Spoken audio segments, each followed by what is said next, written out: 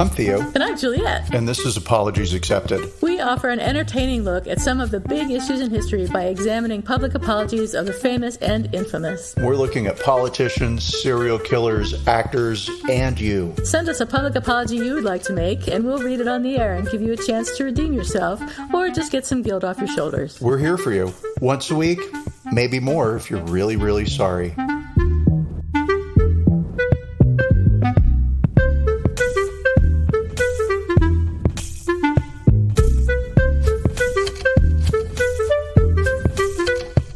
Everybody, this is Apologies Accepted, the podcast. And I'm not Theo. And I am not Juliette.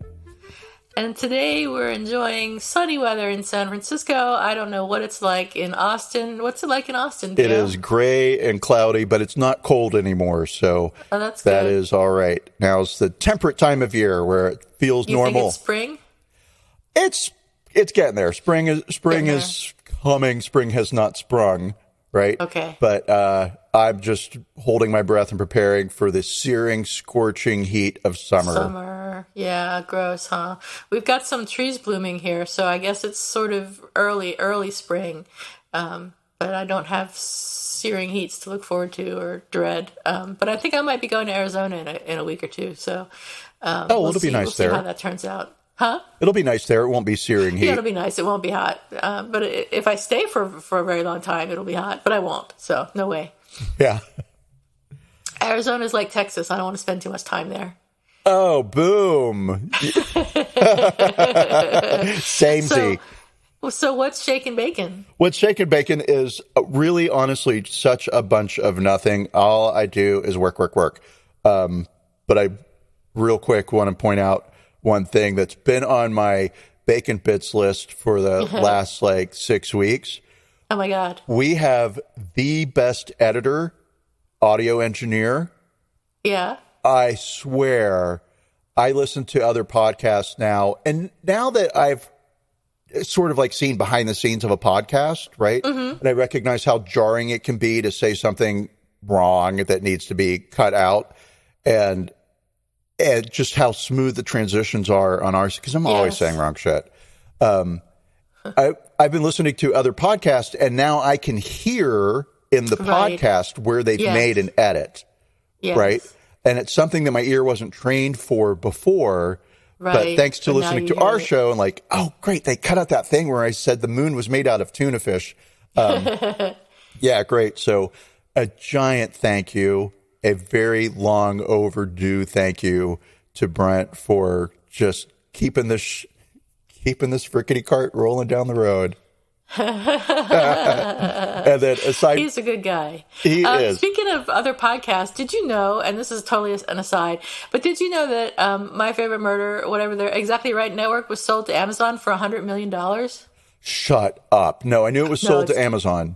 Totally true. $100 million. Holy I mean, oh my God. Can you imagine? No, I can't. And here's the thing. Can't either. Money is really nice, right?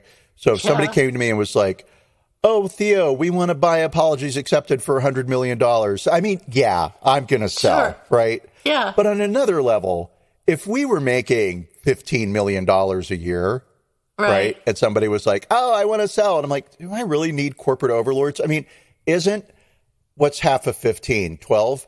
Isn't $12 million a year enough for me? Yeah, it is. Yeah. Oh, yeah, totally. Yeah. Well, no, that's a good point. I don't know how much they were making before that, but probably not a nothing. lot. Yeah, not nothing, that's for sure. So I don't know. I think my suspicion is that Amazon will cut out half of the shows that are on the Exactly Right network and, do a bunch of things that nobody's happy with as well. So, totally right. And they're going to fire Karen and Georgia and replace them with, Angelina Jolie and name somebody else. Yeah. Right. So yeah. But Karen and Georgia will have $100 million. They're going to be swimming in their swimming pool filled with cash. Yeah. They're not going to care. No, I know. They're not going to care at all. But anyway, that's just a side note. I didn't mean to distract you from what you were saying. Oh, well, that's okay. 'Cause this is the world that you live in typically, where you're talking. I'm like, oh, let me tell you about this time. I'm all good with sidebars and segues.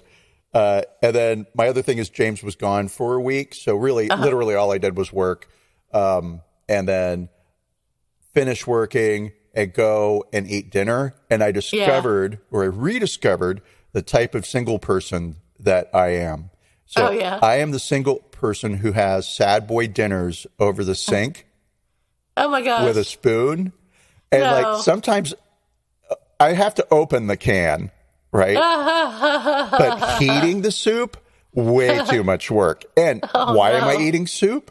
Well, I'm out of milk, so I can't have cereal, which is even lazier than soup, right? I've got raw chicken. Well, raw chicken. I've got food in the fridge. Yeah. I just have to cook it.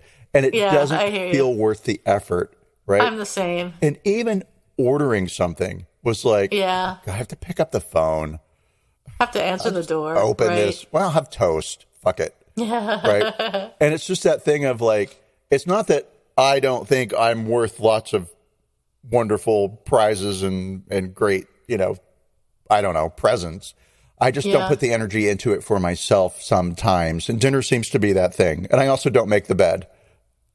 Oh, yeah, I don't make the bed. I haven't made the bed in years. Yeah, I was shocked.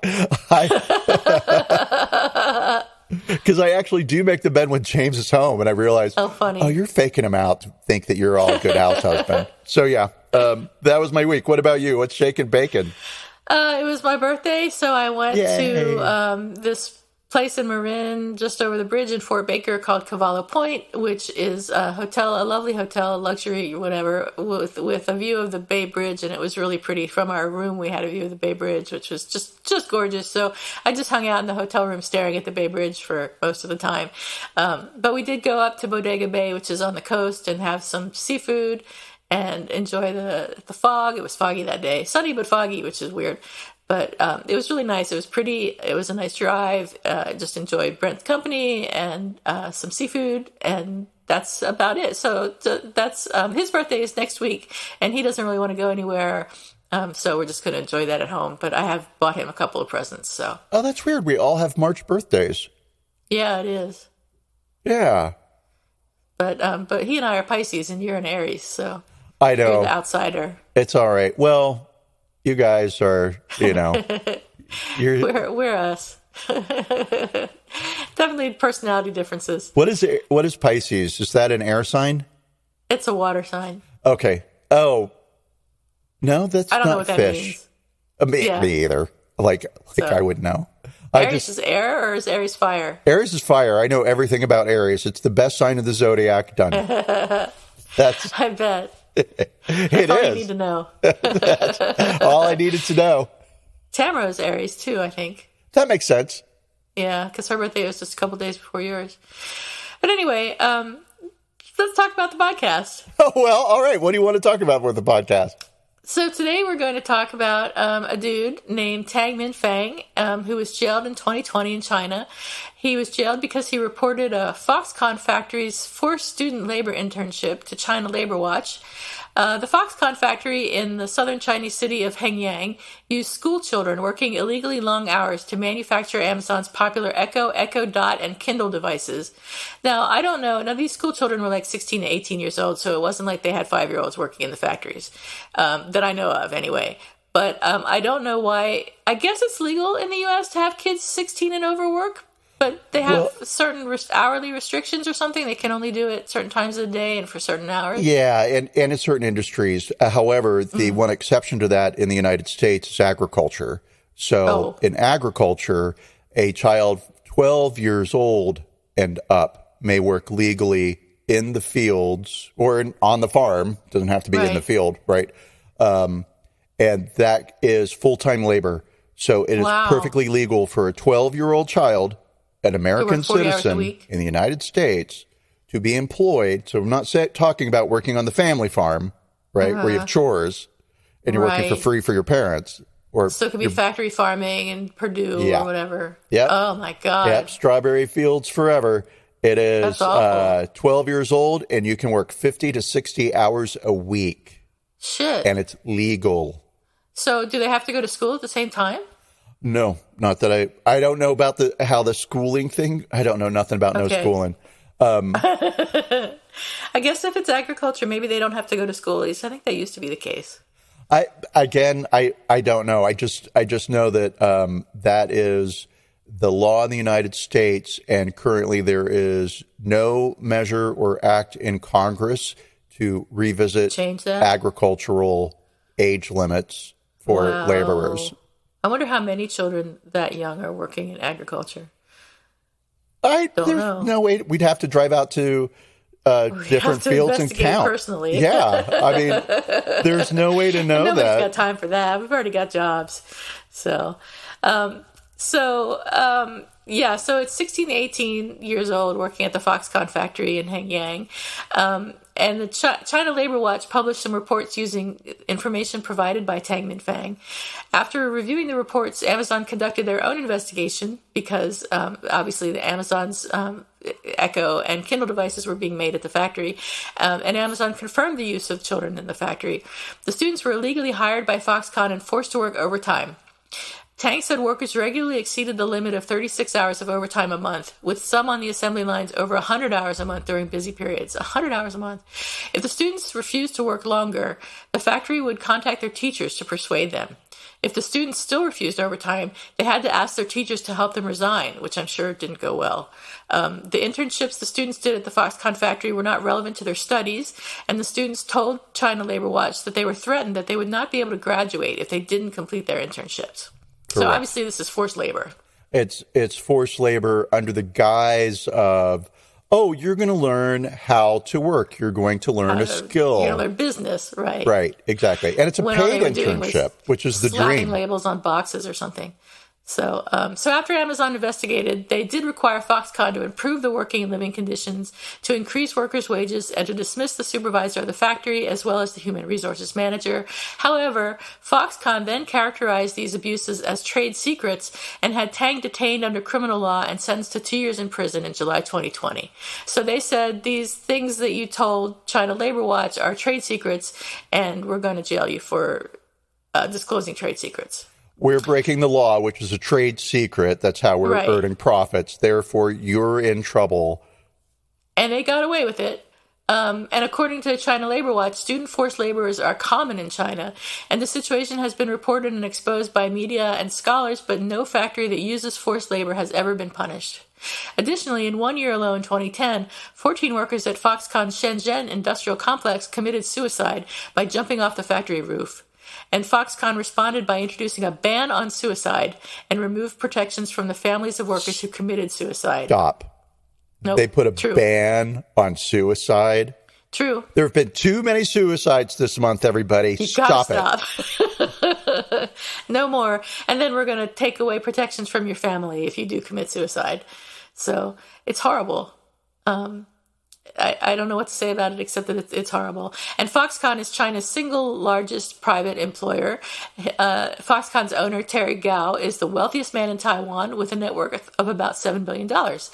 And, of course, Amazon's Jeff Bezos is worth an estimated $170 billion, a fortune that I think The Guardian said he acquired against a backdrop of global reports of misery for Amazon's warehouse workers, exhausted by the demands made on them in return for the most basic of wages. Union and workers' rights group have protested about low pay and harsh working conditions. I mean, I know. Not only are you working in a factory and you get abused, but if you report on the abuse, you're jailed. So, I mean, it's sort of like Russia or something in the old days, or maybe now, I don't know. It's, just hearing that, it's so obvious that it's all one giant pyramid scheme. Somebody at the top is worth $170 billion. Right. Right. How much is he making a minute? I have no idea. Right. I don't know. That's a lot. Ridiculous amount of money a minute. Yeah. And then you have these kids who are working for him, admittedly, indirectly, but it doesn't matter. They're still in the supply chain. Yeah, right. Yeah. And these kids are earning $1 a day. Right. Something like that. Not very much. Yeah, well, it's ridiculous. It's unnecessary, is what it is. There's absolutely he could afford to pay these people a better wage. Oh, it's ridiculous. So, a couple of comparative figures here. Company documents show that Foxconn pays interns a total of 16 won an hour, which comes out to $2.61 an hour. That's inclusive of overtime and other add-ons like, wow, free water, right? Wow. With a basic salary of $1.56 an hour. Jeez. Right? The average adult factory worker makes $3.95 an hour. Experienced agency workers, who known as dispatch workers, cost the company $3.19 an hour. And those are like contractors. Yep. And so, while wages are not super high, the interns are receiving a little more than half of what an adult worker would be earning. Right. That's not a lot of money for 100 hours of overtime a month. It's potentially not a lot of money. And also you have the threat of, and the whole rest of your life is never going to happen because you're not going to graduate from our program. Right, if you don't do this. But you know how to work in this factory, and so welcome to the rest of your life. So you can spend the rest of your life at this factory very easily. We helped you. Yeah. We're heroes. That would be awful. So Tang was not only imprisoned for making these reports, but he wrote a letter to Jeff Bezos and said that he was tortured during the interrogation process at the hands of police and was forced to make false confessions. He described that he was beaten by his interrogators, handcuffed in stress positions until he signed a confession to the crime of infringing trade secrets. He said, "I refused to sign 7 times, and they got angry and handcuffed me to the bottom of the iron frame, unable to stand, squat, or sit, only bending, half squatting all night. In the early morning, I could not stand anymore." In his letter to Bezos, Tang urged him to ensure that workers' rights were protected. "I think the price I paid will all be worth it if only this situation can be brought to your attention and benefit the employees of all Amazon suppliers," he wrote. "Finally, as your faithful admirer, as a former employee of your company's client, as a victim, as a son, husband, and father, I would like to ask the following of you. Please ask Hengyang Foxconn to face up to its own problems, apologize to me, and come forward and communicate with the local court to assist me in the appeal of my case so that the court can finally revoke my guilty verdict." It's kind of a sad letter. It's a very sad letter, and I would hope that given the media attention that this has received, this is from an article that was published in The Guardian, which is, again, a very well-respected paper, widely read, that this would have crossed Mr. Bezos' secretary's desk. Like, somebody close to him has got to be aware of this letter. I'm sure someone is. Right? If not Bezos himself. A spokesperson said in reply to the articles, at least, "We do not tolerate violations of our supply chain standards. We regularly assess suppliers using independent auditors as appropriate to monitor continued compliance and improvement. Always. If we find violations, we take appropriate steps, including requesting immediate corrective action." Definitely. Oh, absolutely right. Tang said he believed Amazon acted correctly in addressing the illegal working practices, but that it should have intervened on his behalf in line with U.S. law, offering protection to whistleblowers and guaranteeing their freedom of speech. "I was clear about how the student workers were physically punished and assaulted by their teachers. I believe these things are wrong and illegal," he said. Tang said Foxconn had promised to improve working conditions after the first investigation, but its own internal documents suggested managers were planning to expand the illegal use of workers. "Not just me, many other colleagues believe this is wrong," he said. "Can you ask Hengyang Foxconn to face up to its own problems and compensate and apologize to me?" China Labor Watch Director Li Chang also wrote to Bezos, urging him to intervene on behalf of Tang. China Labor Watch believes that Amazon has the responsibility to call for China to free this innocent volunteer who provided the evidence of labor violations in an Amazon supplier factory and thank him for helping improve worker conditions. All he did was report violation of workers' rights in an Amazon supplier factory. He did not commit any illegal acts. It is unacceptable and unfair that Tang Minfang is serving jail time for trying to help Amazon improve the labor conditions in its supplier factory. He said Bezos had not responded to his letter and Amazon had not offered any support for Tang. So Tang was released early last year, at some point last year, but I don't know if I think he served 2 years. He served 2 years, yeah. Yeah, which I think was his sentence. I'm not entirely sure. 2 years for telling the truth. I know. I mean, I get that it's China. I get that it's a different system. But come on, guys. Yeah. Well, conditions at Amazon factories in general have been the subject of complaints for a while. According to Fortune, workers at Amazon warehouses across the U.S. have long complained about grueling working conditions. They say they have too few bathroom breaks, which are all timed, excessive productivity goals, and an unsafe working environment. Between 2017 and 2020, the company reported serious injuries requiring workers to take time off or to be moved on to lighter tasks at nearly double the rate of other warehouses in the industry. So it's not so great here either, unfortunately. No, but you don't get $170 billion by being the nicest employer in the world.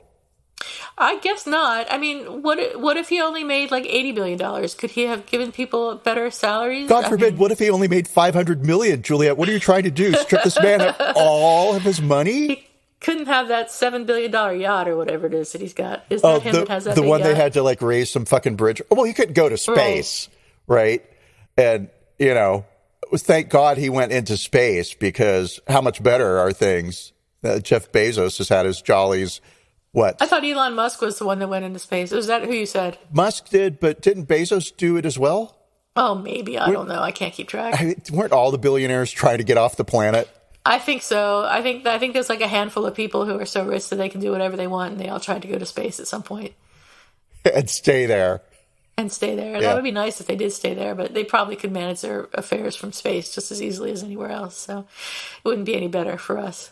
That's true. I'm glad I don't work in an Amazon factory. I think about that from time to time. I'm only laughing because, once upon a time, it did cross my radar that, like, I could get a job at Amazon. I mean, yeah. But, no, thank you. The hours sound bad. The work practices sound bad. Everything just sounds, there's nothing about it that sounds like great. I actually do know somebody who worked at Amazon, trying to, not like, high up, but not super high up, right? Yeah. And this person said, going to avoid all gender and all names, that it was a cult, that you would get phone calls at 3:00 in the morning and you were expected to answer your phone and know what was going on. And the surest way to get fired was to not answer your phone at 3:00 in the morning and not know what was happening, right? That's horrible. You were on deck 24/7. And it wasn't even just the expectation. That was the reality. Like, what is it when there is no such thing as an expectation? The sun will come up tomorrow. That's not an expectation. That is a universal. That's a fact. Yeah, it's a fact, right? Yeah. So there we go. Well, I hope they were well paid for this, because they could have gone to work anywhere else and not had that same kind of stress. I know, right? And that's the thing I don't get. It's, well, okay, but here we are. We're talking about people who have choices in employment. Yeah. Right. Which is, I don't understand why they took that job. Well, they took that job. It looks good on a resume. All right. I'm going to eat shit for a year and I'm going to have to work like super hard. But then I will have been VP of supply chain management for Amazon. And then I can get a nice cushy job at, Target, Williams Sonoma or whatever. Right. So I can see it in I'm climbing the ladder kind of way. But when you don't have a ladder and you're just trying to like stay alive. Oh, yeah. Then, well, that's totally different. But I would assume that someone who was a vice president of something would have more options. Yeah, totally right. So, but I guess, people do things for their own reasons. So what can I say? To that, nothing. That is 1,000% true. It is what it is. It is what it is. So that's all I have about this unfortunate event. Have you got any details for us? I do, because as I mentioned in pre-show, some of this story just felt very obvious, right? I mean, why would a corporation allow children to be employed? Well, because they're cheap and you make more money, right? Why would a corporation do things in China? Well, because it's cheap, right? And it all comes down to profit and money and blah. But that's also the reason why children enter the workforce. It's about poverty. It's about earning money. And so this morning, in a mad crunch to do my homework and keep up to speed with you, right? Like, she's gonna have all the facts. I gotta have something. I can't lie too much. So I watched this, I'll say really, it was well done, documentary called Invisible Hands. And it's about child labor, child slavery, right? Which sounds like it would be really depressing and sad. Major downer. And they managed to walk a very fine line between presenting the facts, but not bumming you out too much. Wow. Right? The children were smiling when they were working. No, I'm sorry. That's awful. God. See, I'm just they were uncomfortable. smiling while eating their porridge. I have to discharge the tension through saying inappropriate things. So get ready to laugh your head off, because here we go. In the world, there are anywhere from 160 million to 200 million children who are employed, right? Damn. And those ages range from 5 to about 14 years old. Holy shit. I'll tell you about the documentary that I watched, right? Yeah. So it starts off with this guy in India whose name is Kailash Satyarthi. So Kailash Satyarthi. And he's the founder of Bhakpen Bhakko Andolan. He won the Nobel Peace Prize. And what he does is he finds these little factories that are employing children, and sometimes the children are we'll say enslaved. They're trafficked. They've been purchased, right? And so they don't live at home. They live in the factory. Yeah. And they're going to live there for 2 years working. And then at the end of the 2 years, the child gets paid and can go back home to their parents. There's all different mixes of that. So that's not the only type of way that this plays out. So Kailash will partner with local police, or he'll go in with his own group of guys, right? And they raid the factory. And when I say factory, I mean, this isn't somebody's garage, right? Yeah, or it's somebody's living room, right? And they'll rescue like 20 kids at a time. So Kailash has been beaten by locals who don't want him there because he's disrupting the economy. And he has had team members murdered. So yeah. And then a quote from Siddharth Kara, who's the director of human trafficking and modern slavery. And I really think they should rework his title, and maybe he should be the director. Anti-human trafficking. No, I know, right? It's like, oh, how much do you make doing that? What do you do? I'm a director of human trafficking. And modern slavery. Yikes. But he is employed by Harvard. And he said, if you set aside all the laws and definitions and the economics and the reasons why this happens, right? What we're left with is, it means that the innocence and purity of childhood is transformed into grinding menial labor, which is then transformed into the delightful things we consume every day. It's their suffering turned into our clothes and our food and our jewelry and our chocolate. All right. So in a world of global capitalism where shipping is really cheap, it's very easy to find cheap labor. So industries look for, how can we make the most money? Well, let's reduce our labor costs. Great. Let's go to countries where labor is cheap. Yeah. And because of the distances, it's very easy to claim ignorance, right? You've worked in supply chain management, right? I never have. No. Oh, you haven't? I don't think so. No. Oh, what? You don't think so? Not that I remember. Why did I think that you had done something in supply chain management? But I have no idea. Yeah, I don't know either. I was sure. I was like, oh, Juliette will have this covered from bottom to up. I'm not going to worry about it. All right, cool. So, I'll make it personal. We have a friend who has a small mom and pop coffee company, right? That sounds pretty glamorous, but very small. And she works with farms located throughout Latin America, female-owned farms, and we'll get into the whole thing is just about female empowerment because anybody can have coffee, so how do I make my coffee different? And empower women. Cool. Right.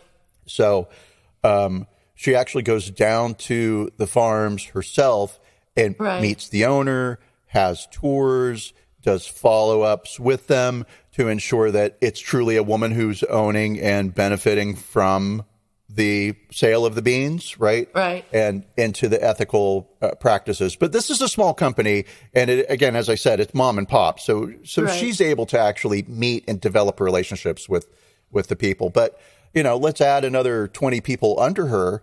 And suddenly she's making a phone call to someone saying, oh, that farm in Latin America, do they really is that female owned? Oh, yeah, absolutely. I went down. You know what I mean? It's like things start to break down the more people you add to the chain. Right. Okay. So the documentary then went into, after looking at breaks in supply chains and accountability, went into some of the countries and some of the stories around specific kids.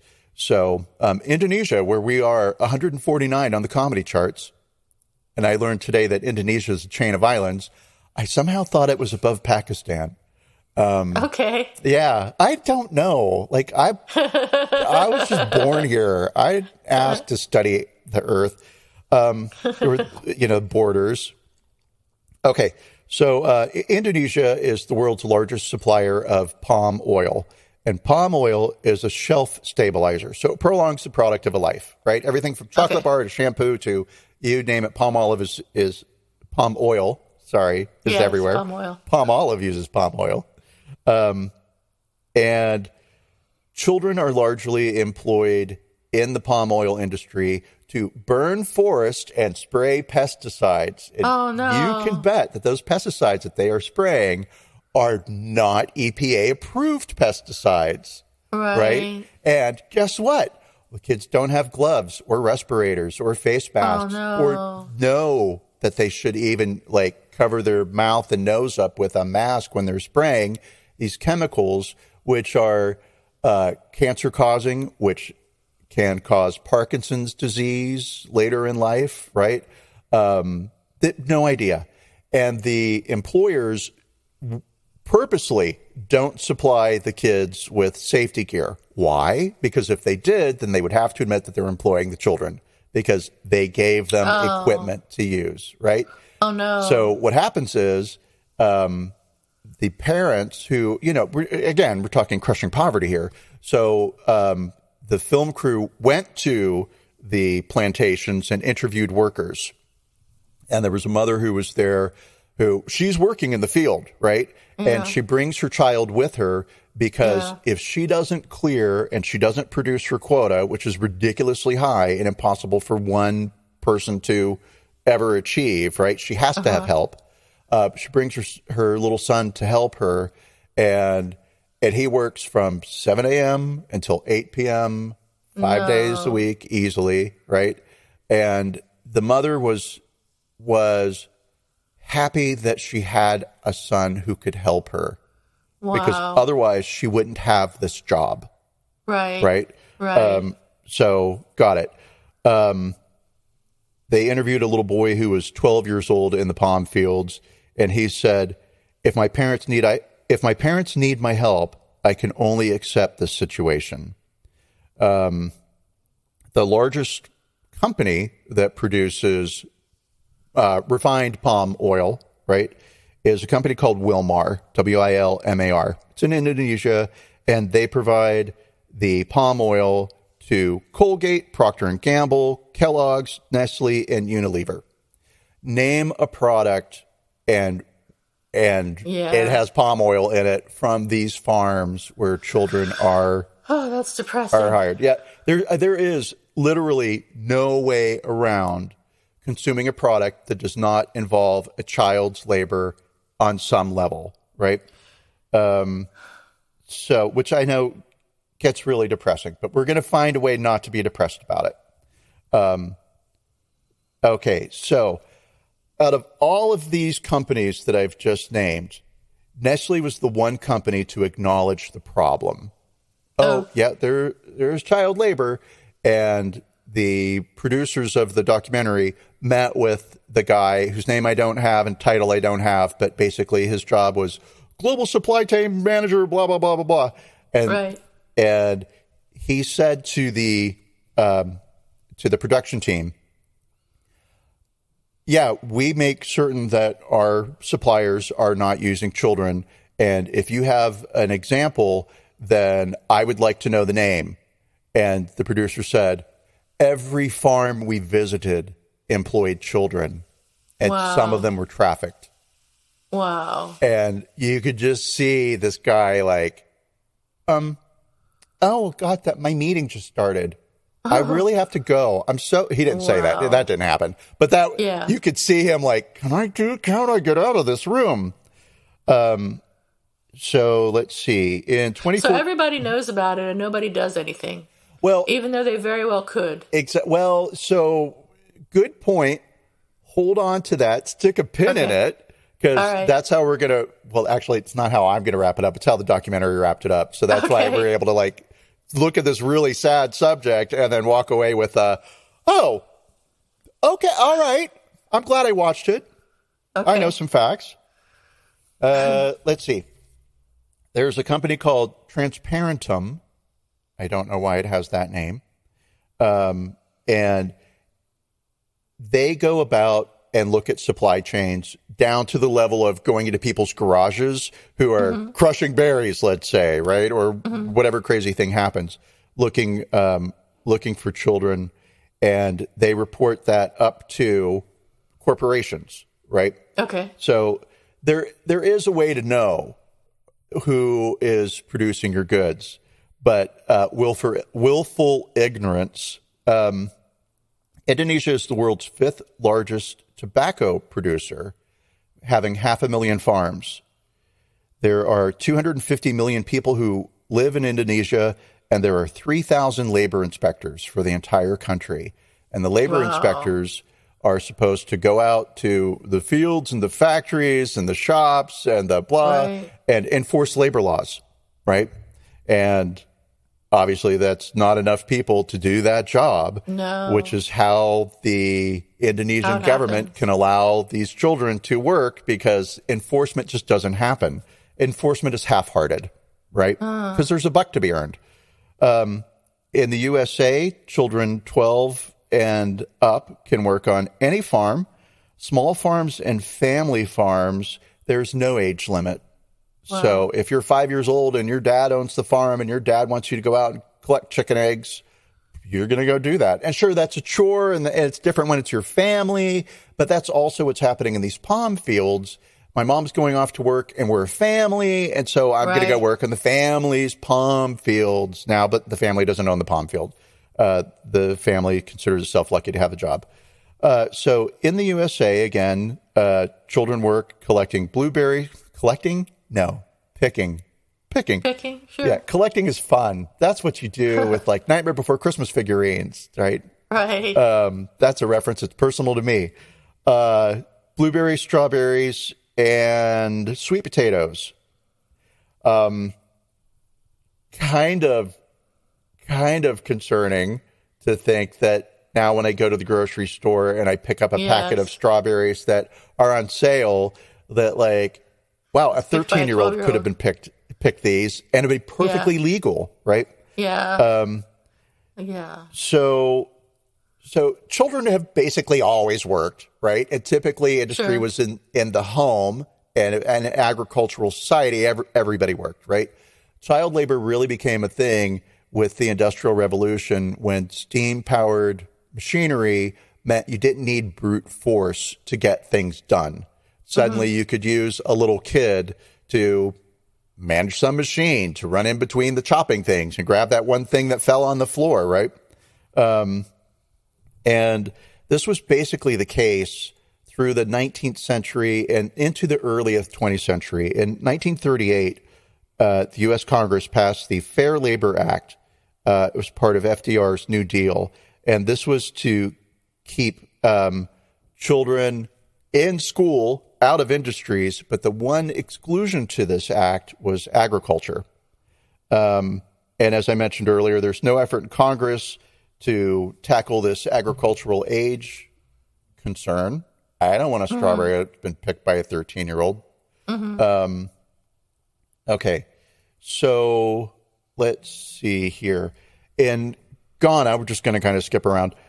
There are 2 million children between the ages of 5 and 14 who work in gold mines or on cocoa plantations. Oh, no. Ghana and another country called, and you probably know it, I'm going to mess it up, Delivra?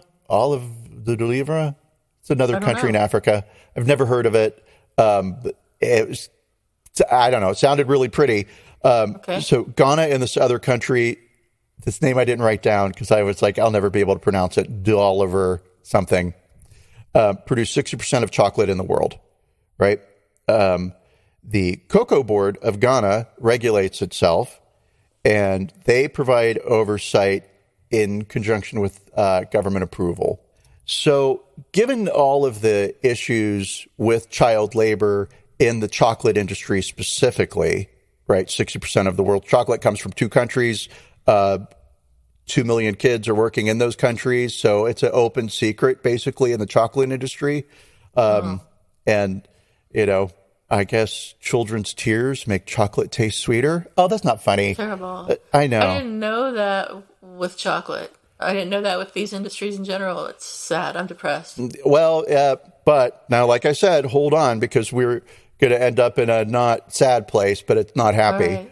Right. Okay, so, oh my gosh, chocolate? No way. What? You mean hot chocolate? You mean candy bars? You mean Snickers? You mean, yeah, everywhere, everything, all chocolate, Cadbury, looking right at you, right?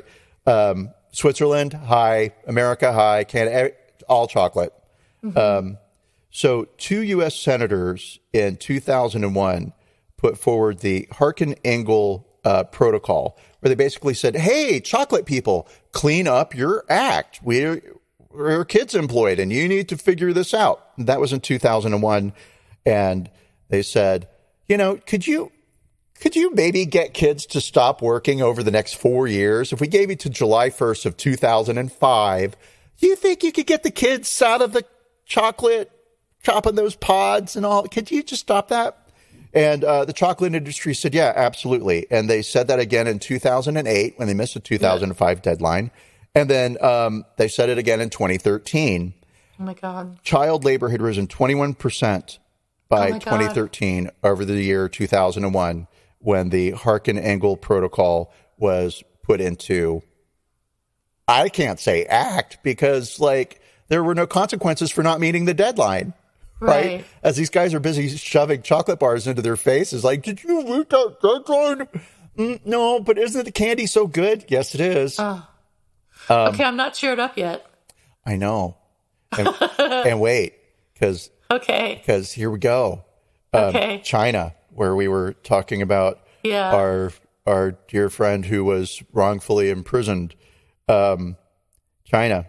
And from 1990 to 2010, China went from the 7th largest manufacturer country, right, in the world to number 1. So that's 20 years it took them to go from 7 to 1. They're the number 1 manufacturer in the world. They got there through sweatshops and child labor. In a way, it kind of makes sense, because if you look at poverty as the crucial factor in the creation of child labor, then China was taking, well, they weren't taking. You had people that were like, there's a way to earn money, and all I have to do is send little Becky Sue into that factory. Great, get your shoes on, young lady. So that's how they got there, according to this documentary, allegedly. Don't sue me, China. So it was through rural labor, and mostly girls. But something also shifted in the 90s. And that was when China introduced universal primary education. So school became compulsory. And basically, compulsory school attendance decreases child labor, right? How and why, and the mechanics. I mean, I get why. If the children have to be in one place and not the other place, then it makes sense. And then the factories have no choice but to hire adults. And one of the guys in the documentary made a point of, there's 200 million working kids, but there's 168 million unemployed adults. And so all we have to do is shift to that, right? And a lot of those adults who are unemployed are the parents of the working children, right? And it's not because the parents don't want to work. It's because the parents aren't going to get hired. The kid's going to get hired, right? Right.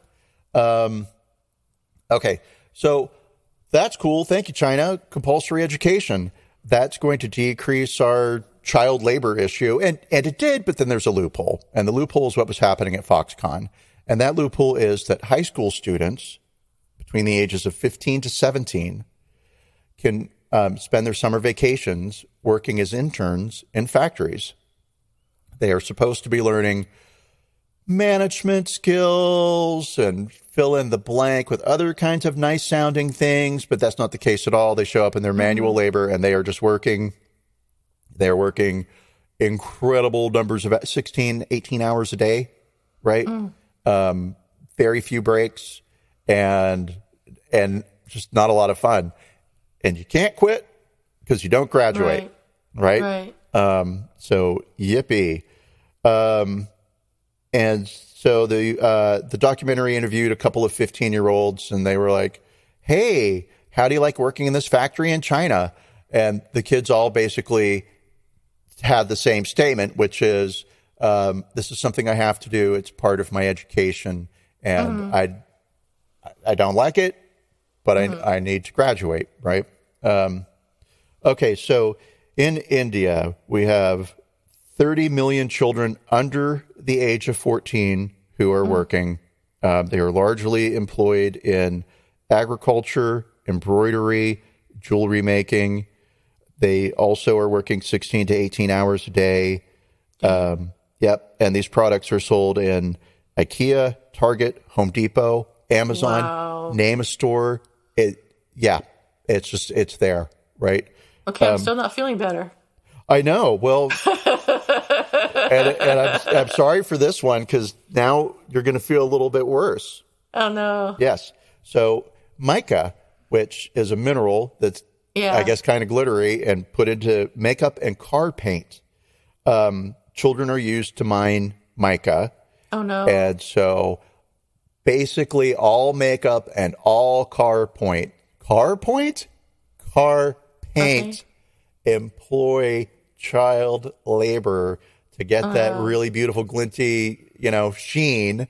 And BMW is the only company in the entire world to say, we are not going to take mica that's mined in India. Sorry, I should have pointed out all this is happening in India. We will get our mica from other places where we know that they can prove children aren't working. Wow. Right? Yes. So only one car company. Only one company. Revlon didn't say that. Not even makeup. I don't know. Name another. I only know Revlon. L'Oreal. I mean, they're probably all owned by the same people. But probably. And that person is not a child. Right. That's right. No. Okay. Children have no power. So there's a little bit of what can we do, right? Right. And so what we can do is obviously corporations only exist because they supply goods that people buy, right? And so you could say like, well, I can't not buy something that has palm oil in it, right? Because it's everywhere. And so, what am I going to do? So you can look for labels that are listed. Fair trade is one. Right. There's another one that's called Good Weave, which is particularly for the rug industry, right? Where children are massively employed. These two companies or two organizations really ensure that child labor is not a part of the supply chain. And let's see here. So kind of the last little bits, just interesting points. The largest 175 economic entities in the world, of those 175, 50% are corporations and the other 50% are countries. Huh. Wow. That was 5 years ago. Today, 65% are corporations. Huh. Right?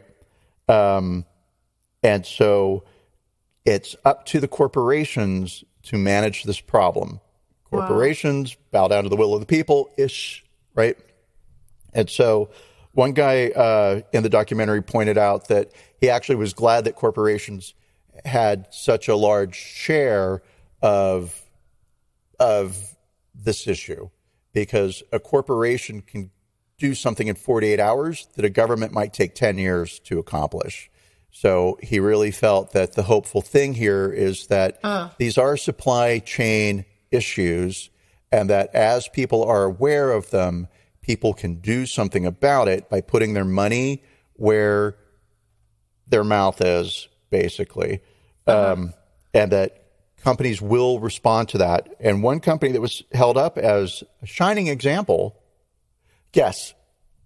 Oh my God, I have no idea. Yes, it's a big one. Apple. Yes, you guessed right. Really? Uh-huh. Yeah, Oh my first God. guess. Brava, brava. I'm surprised. I know, I was too. I had to stop it and rewind because I spaced a little bit, and then I was like, oh, what horrible thing did Apple do? Because that's I only that's expected that. Hearing. Yeah. Yeah. And no, so get ready for this, Apple, our hero. So Apple audits their supply chain, and they punish suppliers that they catch using children. Oh, Good. They punish a supplier. What do? Not give them $100 million, but only $99 million? Yeah. No.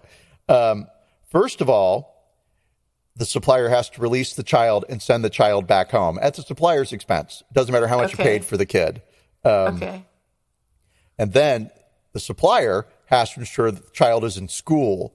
And a lot of these kids don't go to school because, one, their families need the money. And two, it costs money to go to school. You have to buy pencils. You have to buy paper. You have to buy a book. Maybe not. But you do have to buy some things. And spending the money on a pencil or spending the money on food, it's not going to be a pencil, right? Yeah. Okay, great. And then they have to wait for it, continue to pay the child's wages until the child is of working age, right? Wow. So fuck around and find out with Apple. I was mightily, heartily, beautifully surprised by that. And also Apple, I don't want to say that what am I going to say? I'll use the word allegedly. Okay. Apple allegedly has a policy of full transparency and full disclosure. And the reason I say allegedly is because somewhere there's going to be one thing that happened. But where they publish all of their suppliers that they work with, and they report any issues regarding child labor with a supplier. It's all public knowledge. And that's actually, considering that kids are used to dig cobalt, which is a primary ingredient, lithium. You need cobalt to make a lithium battery. And so Apple is not using lithium from countries that they know violate the child labor laws. Wow. Right? But Amazon, Alexa, Android, all of those don't. They're very happy to take those lithium batteries that come from the cobalt that has been mined with the little hands, because the tiny grains of cobalt dust are the most precious. Yeah. And then in the documentary, they did this thing where they went to Africa. I don't remember which country it was. It may have been Nigeria. And they posed as cocoa bean farmers looking for children to buy. And they bought some children. Guess how much a child laborer costs to purchase? This isn't even just like rent, right? God, I don't know. $50. Oh, more than that. Sorry. Oh, sorry to disappoint you. $1,000? No, less than that. I'm going to make your day. More than that. 500. Less than that. 250. So close. $230. Oh my God. To buy a kid. And these That's kids insane. are being trafficked from other countries. So in Ghana, they're coming from, name it. Yeah. Right? Yeah. Yeah. And so, and within that, after they bought the kids, the police came and arrested the traffickers, and then the kids were sent back home. And the look of confusion on these poor kids' faces, where it was just like, what happened? Yeah. I thought I was going to be working and earning some money. Right. Some kids are forced into it by their parents and are told, go and don't come back until you bring money. Yeah. Right. And others, it's a family unit going and working together. Right. Yeah, it's it's not easy. But that was a dumb thing to say. It's not easy. Jesus. Yeah. Well, I mean, how do you wrap it up nicely other than to say, or how do you wrap it up Nestle? They need to use that. Oh my God. So yeah, I guess we need to stop hiring children and hire their unemployed parents instead. I mean, of course, they pay children less than they would pay their parents, which is why they hire the children in the first place. But so it would be more expensive theoretically to hire their parents. But sure. I mean, these large companies could probably afford it for the most part. Well, I mean, they say, well, that's going to increase the cost of goods, but it doesn't necessarily have to increase the cost of goods. I mean, if you're paying your CEO billions of dollars a year, probably some of that money could be redirected. I'm going to guess that $1 million, a measly $1 million, right, funneled down to these, I don't know, these little farms, right, would really help increase wages and bring parents up. But, again, that's not what they want to do. They want to work. They don't want to work. They want their workers to work for as cheaply as possible. And they don't want to have to supply materials. So gloves, respirators, all that. It's not even bullshit. All the safety equipment. Sure, you can hire the adults and maybe you pay them more. Maybe you pay them the same as you're paying the kid, right? But adults are heavier. They can't climb the trees. And also, adults tend to form unions and complain about unfair working conditions. Right. Whereas kids don't. I'm still depressed. Well, let's cheer things up here. This is a comedy show, after all. Let's see. What could we say? We could say, do you remember working as a kid? Like, what was your concept of going out and working? I didn't work. You didn't have a part-time job? As a kid? Yeah. No. Well, I mean, like as an 8-year-old. But I mean, I babysat, and then I didn't get a real job until I was like 18 or whatever. How old were you when you first started babysitting? Probably like 12. About the same for me, yeah. I babysat too. Yeah. Way too young. Oh, totally. Jesus God. Way too young. Completely incapable of handling any emergency. Yeah. No, I'm right there. Never had one, fortunately. No, never had one. Thank God. Yeah. But I would have not known what to do. Oh, me either. I would have called the parents, and there weren't cell phones. So it's like, what restaurant are you going to? Exactly. Call the restaurant. Your child is choking to death. I don't know what to do. Do you know how to dial 911? You're hired.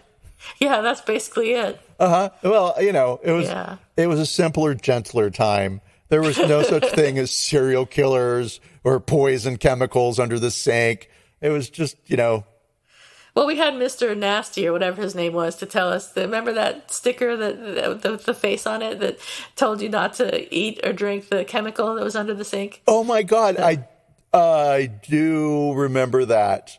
Yes, yes. We didn't have that at my house. We didn't have it in my house either. Yeah. But I knew what it was. Right, if same. I did see it. Exactly. Oh my God. So. Yeah, there we are. All right, so I think we ended poor on a laugh. Mr. Tang was jailed for 2 years for trying to improve labor conditions in the factory that he worked in, and at least he's out of jail now. I mean, that's something. It was only 2 years, which, I mean, I can't really say that because 2 years in jail is a lot of time, but it could have been a lot worse. So hopefully he's doing okay now. I don't know if he has a job, but hopefully he's doing all right. I'm going to say he deserves a lot more than an apology from Amazon. Yeah. So my rating of the apology is obviously 0 because there was no apology. Right. And my rating is 0 minus some stuff because, no apology. And, they can't apologize because then they have to take ownership of the issue. And then if they take ownership of the issue, they're going to lose money. Potentially, yeah. What are we going to do without money? Yeah, all the money that Jeff Bezos has. So, terrible. Yeah, it's awful, especially since money is fictitious anyway. It doesn't, mean anything. It does, but it doesn't. Does if you have rent to pay. Yeah. So boo to Amazon and boo to Jeff Bezos and boo to Foxconn and wherever that town was. I've forgotten. So do you have an apology expected or a who's sorry now? I have a who's sorry now. Let's hear it. And it relates to child labor. So in my household for a while, you just simply did chores and then that was that. And then my mom at a certain point was like, allowances, let's give you an allowance and you start learning to manage money. And That's so, nice. all right, cool. And then it got to the point where, oh, I would like to maybe have a job and earn more money. Right. Right. And so cool. And also it just felt like an adult thing to be doing. I'm really looking forward to like turning 16 and being able to legally work. Right. And was this your job at McDonald's? Well, that was my third job. Wow. Yeah. So I had a job at Kroger as a bag boy, which I had for, I think a summer, I'll say. And that was all right. I actually enjoyed it. And then I had the McDonald's job for like not a year, but more than a summer. Right. Yeah. But starting off, I found a job as a dishwasher in an Italian restaurant that was right up the road from our house. Right? In Durham? In Durham, yep. What Italian restaurant? Oh my God, I couldn't even tell you. But was it the one in that strip mall? It wasn't a strip mall. So if you walked up LaSalle and you had Duke Manor Apartments on your right hand side, and you turn right past the 7-Eleven. I feel like I just kept going straight, and then the restaurant was there. On LaSalle? I thought LaSalle ended. It ends, right? But I feel like, and then you made a right, and there was Kroger, and then there was McDonald's. All my jobs were within walking distance of our apartment. And then I thought you worked at the McDonald's on Hillsborough Road. Oh, maybe. I mean, does LaSalle dead end into Hillsborough Road? No, not really. It's not walking distance. Oh, it was totally walking distance from my house. I mean, okay, maybe I thought you worked at a different one. I mean, it could have been a mile away, but it was like a 20-minute trek. Okay, maybe. Well, all McDonald's are the same, so my experience in the one would have been the same in the other. Yeah, it doesn't matter where it was. The same. And our podcast listeners don't care. Right. Or they care greatly. Yes. But no, so my first job was in this Italian restaurant, and regardless of, it was walking distance of the house, right? Strip mall rings a bell. I only worked there for 2 days. Oh, no. Right? And I went in for the interview, and the owner was there, and he interviewed me, and, have you ever washed dishes? Of course. Yeah, hi.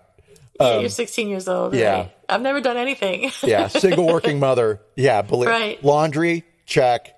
Dusting, check. Repair a car, almost check. So, so he hired me, and the first night, I didn't mind it. It was fine, right? The work itself was fine.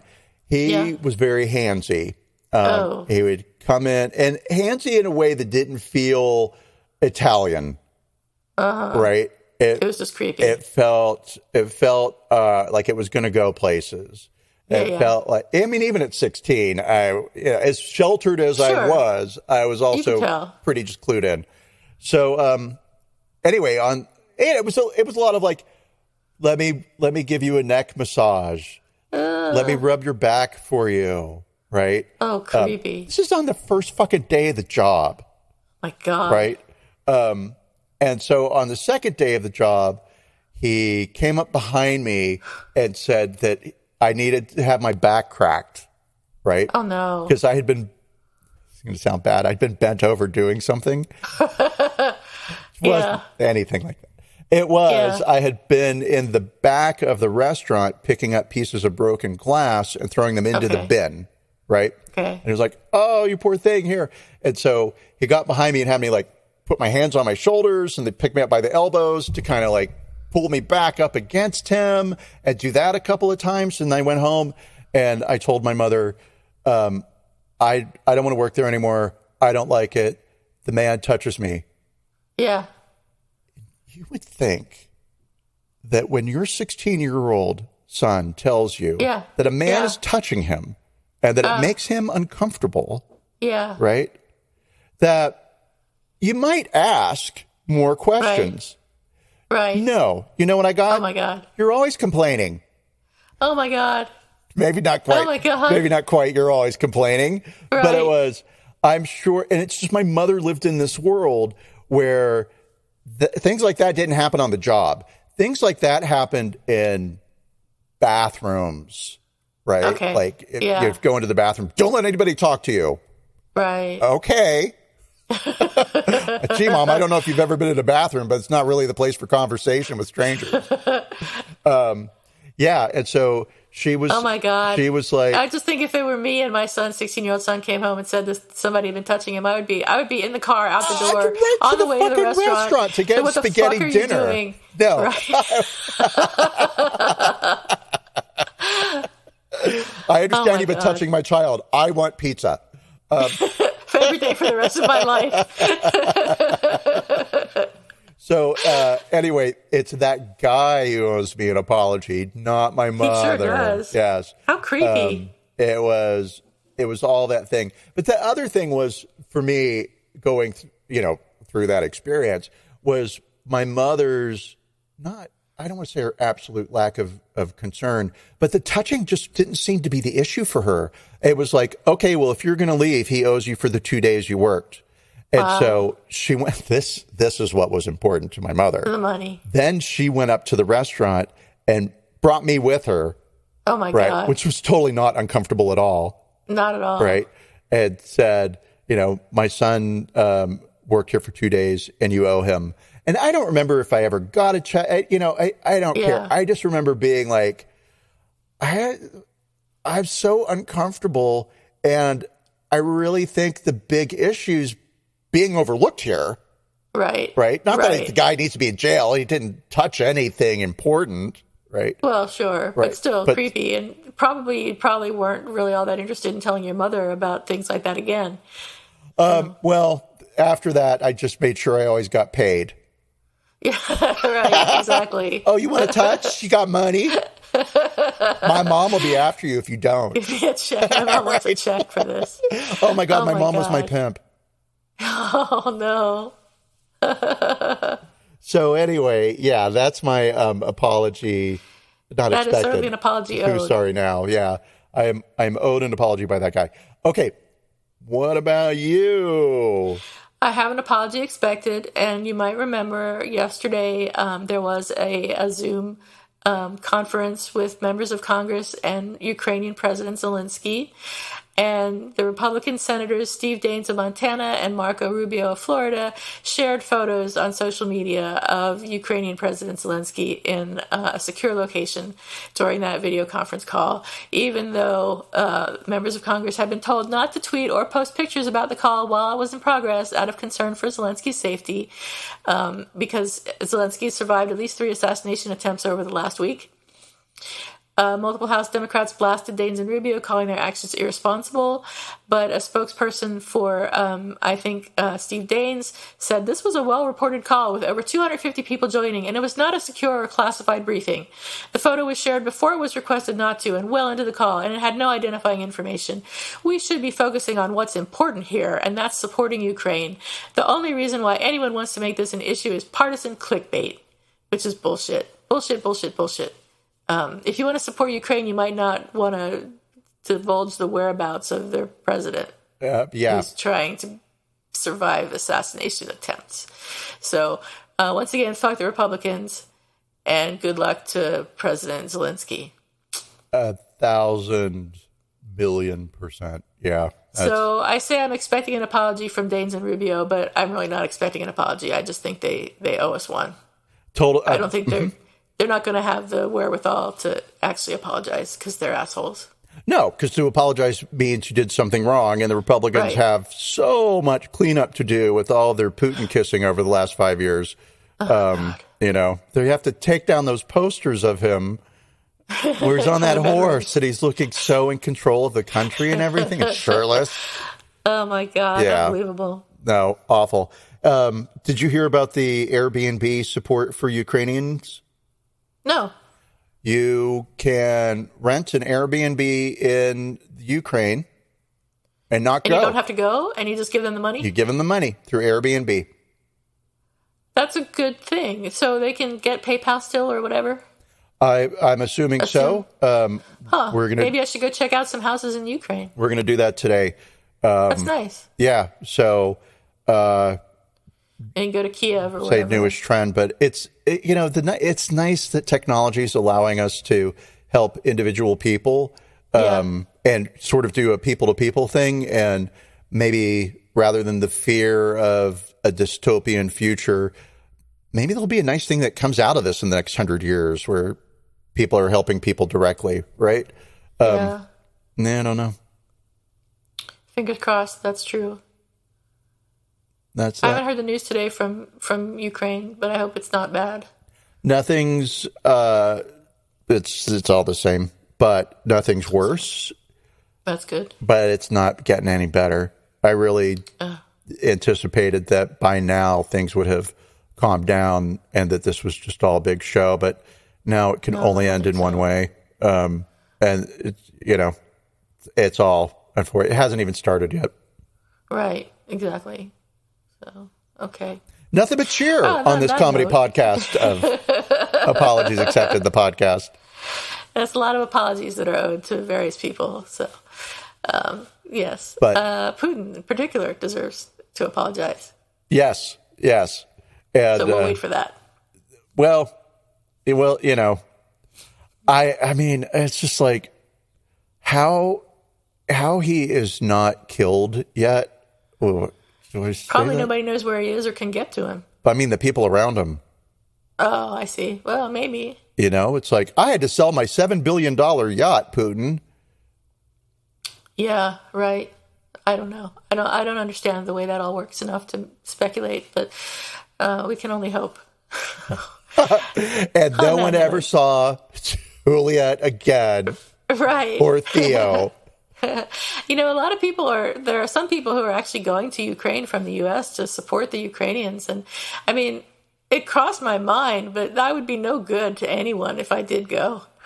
I just don't know what good people are doing who go unless they're trained military, like retired military or something. Oh, right. And did you see that plane of Oath Keepers that went to the Ukraine to help? No, they didn't.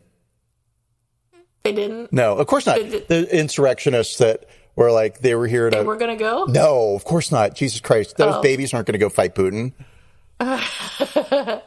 That's what I figured, yeah. Yeah, they're on Russia's side. Yeah. But, I'm going to say, corporations making the world a slightly better place. Thank you, Airbnb, for allowing Ukrainians to receive money. And that's wonderful. And so, the world is a mixed bag. Good. It sure is. Oh, I forgot the other great thing in the documentary. I'll make it real quick because we're going. So there was a woman in India, and she started 2 foundations, which are schools for children, 2 ashrams. And so some of the kids that are rescued from these work situations, these forced labor situations, come to her and go to school. And we're talking hundreds of kids in each ashram, right? It's not like 5. Great. And so some of the kids are so crippled from their job sewing Levi jeans. Oh, no. Where they sit cross-legged on the floor for 16 hours a day, their legs are deformed and they cannot walk properly. You can see how misshapen their anatomy is. But these kids are now interested in becoming engineers and doctors. Oh, good. Yeah, so... I hope they can. Out of all bad things, good things always spring. Universal law. I hope so. Yes, so there we go. All right, on that note, we can end. World's heroes, once again. Yes, Yeah, we've saved the world. All right, thanks everyone for listening today, and good luck, and we hope it'll be a good week for you, and we'll see you next week. Absolutely. And Ukraine, we're with you. Yep. Bye-bye. Bye-bye.